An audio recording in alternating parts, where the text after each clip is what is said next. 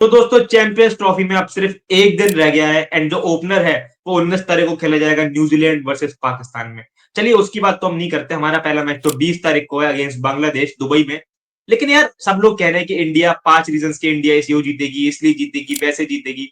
लेकिन हम एक डिफरेंट तरीके सोच रहे हैं, हमें थोड़ा नेगेटिव सोचने की आदत है हम दोनों को, आयुषो को एंड मुझे दोनों को, कि हम सोच रहे हैं कि 3 रीजन कि इंडिया चैंपियंस ट्रॉफी क्यों नहीं जीतने वाली है। तो आयुष यार तुमसे ही स्टार्ट करते हैं भाई, पहला रीजन आप ही बता दो भाई, कौन सा ऐसा रीजन है कि आपने सोच लिया कि इंडिया नहीं जीतने वाली चैंपियंस ट्रॉफी। देखो यार, मुझे जो पहला और सबसे ज़रूरी जो रीज़न लगता है जिसकी वज़ह से हम चैंपियंस ट्रॉफी हार सकते हैं और हम अच्छा नहीं कर पाएँगे।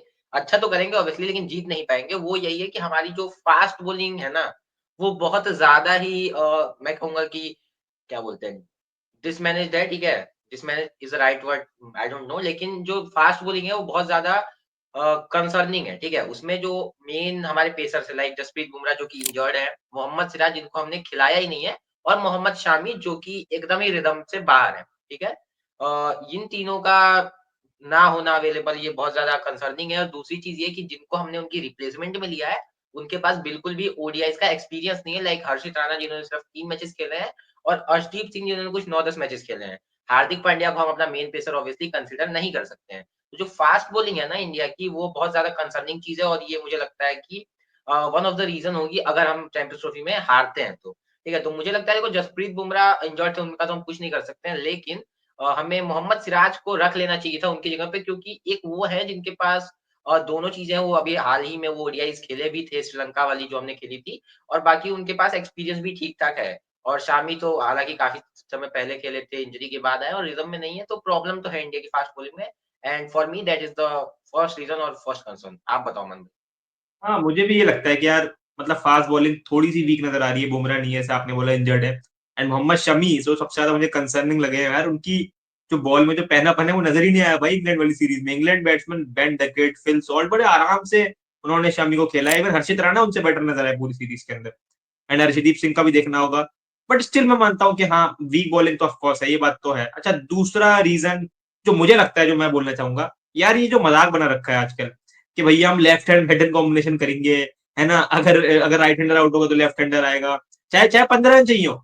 अब हमने इंग्लैंड वाली सीरीज़ में देखा 30 रन बनाने हैं, तुम केएल राहुल क्यों नहीं भेज रहे? लेफ्ट राइट कॉम्बिनेशन कब किया जाता है? जब आपको तेज रन बनाने हैं या कोई पार्टनरशिप बिल्ड करनी है, कोई क्रूशियल सिचुएशन पे अपोनेंट टीम की बॉलिंग को डिस्टर्ब करना है। यहाँ पे ना कोई सेंस नहीं है कि जब केएल राहुल को रखा जाता है पीछे एंड भेज दिया जाता है अक्षर पटेल को।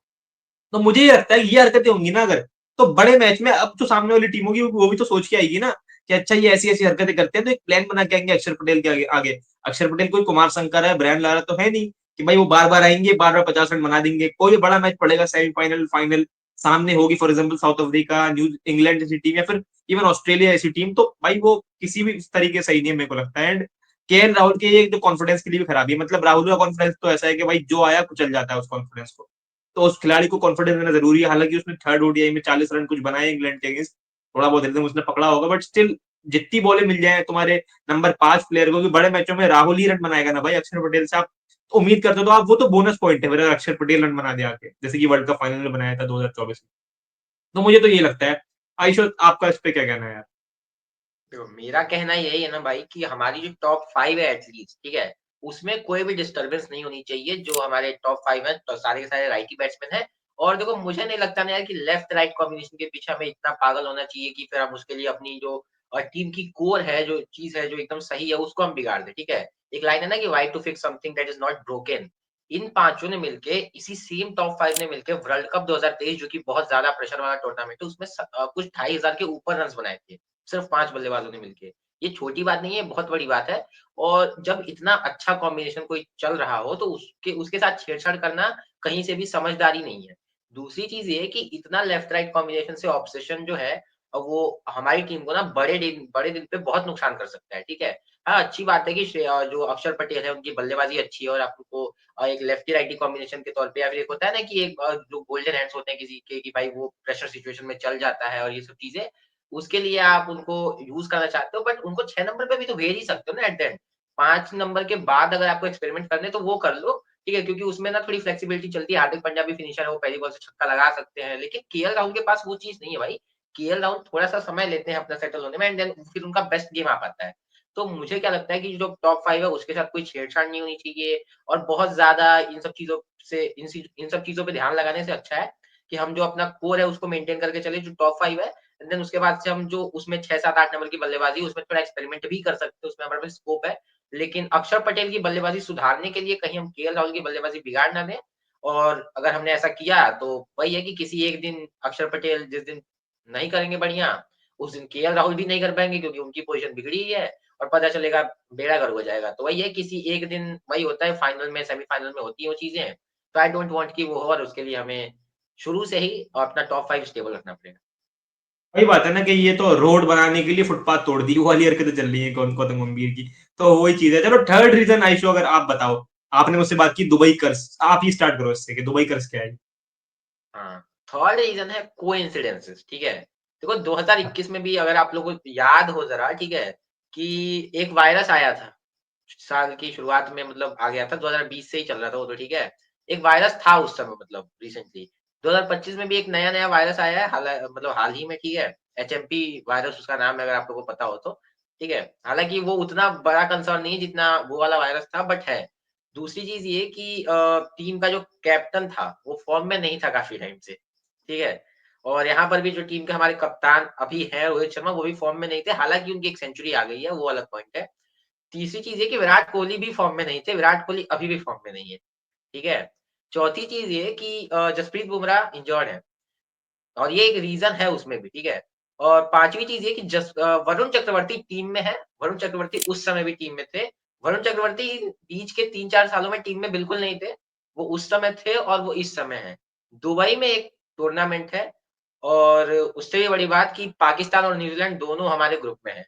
तो ये कुछ कोइंसिडेंसेस हैं जिसकी वज़ह से काफ़ी लोग ये अनुमान लगा रहे हैं भाई कि कहीं वही चीज़ तो रिपीट नहीं होने वाली है, कहीं ग्रुप स्टेज एग्ज़िट तो नहीं होने वाला है। लेकिन मुझे क्या लगता है देखो ग्रुप स्टेज एग्ज़िट तो नहीं होगा मेरे हिसाब से क्योंकि पाकिस्तान इतनी भी मज़बूत नहीं है कि वो हमें हरा के चली जाएगी, चाहे बांग्लादेश चली जाएगी। तो 2 टीमें तो जानी है तो मुझे लगता है इंडिया और न्यूज़ीलैंड हमारे ग्रुप से ऑब्वियसली क्वालीफाई कर लेंगी।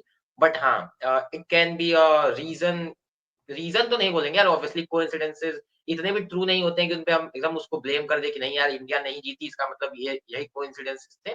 लेकिन हाँ हमारे टॉप 3 रीज़न हमें डिस्कस करने थे। हमारे हिसाब से यही चीज़ें थी। अगर हमने कुछ मिस कर दिया हो, दोस्तों कमेंट बॉक्स खुला हुआ है। अपने ओपिनियन ज़रूर रखना और मेरे हिसाब से भाई ये 3 रीज़न थे टॉप रीज़न जिसकी वज़ह से इंडिया अगर कहीं से कुछ गड़बड़ होती है, तो यही कुछ रीज़न हो सकते हैं और बाकी हाँ, मैं बिल्कुल ये नहीं चाहता हूँ कि हमारी टीम हारे।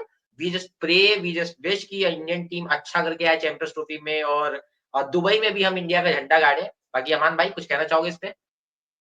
नहीं भाई, मैं तो बस यही कहना चाहूंगा कि आपके रीजन मुझे भी, अब पहले तो मुझे लगा कि फालतू बातें चल रही हैं, लेकिन मैं जब रीजन सुन रहा था तो मुझे लगा भाई ये तो कुछ ज्यादा ही कोइंसिडेंस हो गया। हाँ, तो हो सकता है ऐसा, आई होप ऐसा ना हो, मतलब ऐसा हो सकता है बट हम चाहेंगे ऐसा ना हो। बट ये चीज है कि ग्रुप स्टेज में इंडिया को, भाई ऐसा नहीं है कि इंडिया बाहर नहीं हो सकती।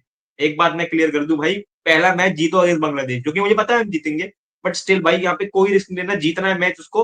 और क्योंकि अगर वो गलती से हार गए, बाय चांस कह रहा हूँ गलती से हार गए, तो फिर बस ऊपर वाले को याद करो एंड चैंपियंस ट्रॉफी में फिर भाई बैठ जाओ उस लंबे टाइम के लिए, क्योंकि फिर नॉकआउट मैच है यार। चैंपियंस तो इसमें इतना ट्रॉफी यार। को चैंपियंस ट्रॉफी को ना पहले आईसीसी नॉकआउट ट्रॉफी कहा जाता था, ठीक है?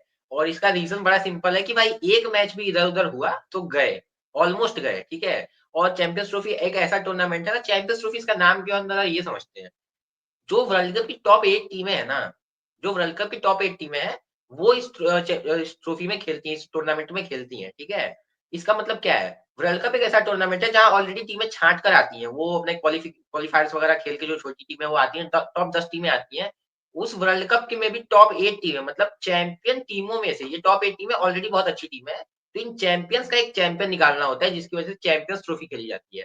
और अगर ये टूर्नामेंट इतना मतलब ज़्यादा क्वालिटी टीमें आ रही हैं, तो आप सोच के देखो ना कि इसमें जो प्रेशर होता है और इसमें जो क्वालिटी फेस करनी पड़ती है, वो कितनी डिफ़िकल्ट होती है। तो आप किसी भी टीम को हल्के में नहीं ले सकते हो, भले ही वो बांग्लादेश हालाँकि नज़मुल हुसैन शंतो ने भी बोला हुआ है कि भाई हम तो चैंपियंस ट्रॉफी जा रहे हैं चैंपियंस बनने के लिए।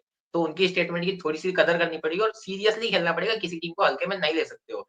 बांग्लादेश के खिलाफ ही वर्ल्ड कप में हार्दिक पांड्या इंजर्ड भी हुए थे, तो भाई प्लीज़ हार्दिक भाई इस बार इंजर्ड मत होना बॉल रोकते हुए और हाँ, जीत सकते हैं चैंपियंस ट्रॉफी बट इन तीनों में से कोई कारण ना हो, कोई भी कारण ना हो यार नहीं हारेंगे। अच्छी चीज़ों के अच्छे नोट पे इस वीडियो को हम एंड करना चाहेंगे और आप लोग कुछ भी मिस किया हो तो कमेंट्स में बताना बाकी क्या लगता है हमारे जो रीज़न्स थे वो फालतू के थे या फिर इसमें कुछ भी पॉइंट आपको लगा ज़रूर बताना। और भाई इस चैनल को सब्सक्राइब करो और वीडियो को लाइक करो, दोस्तों में शेयर करो, इतना बोलेंगे। मिलते हैं भाई अगली किसी वीडियो में, जब तक के लिए भाई गुड बाय।